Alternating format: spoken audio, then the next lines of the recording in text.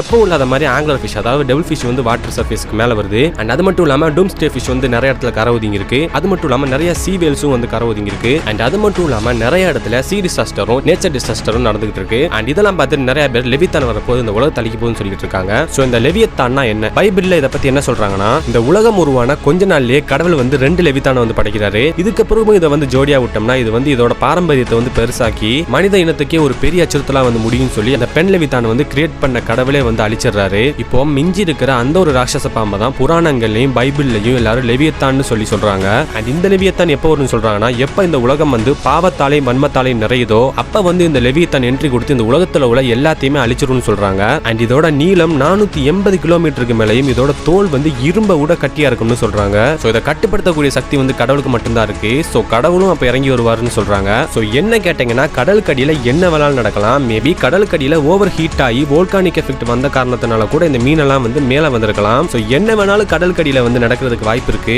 ஆனா இது எல்லாத்துக்குமே பழைய தூக்கி நம்மளோட லெவித்தான் மேல போட்டுறாங்க.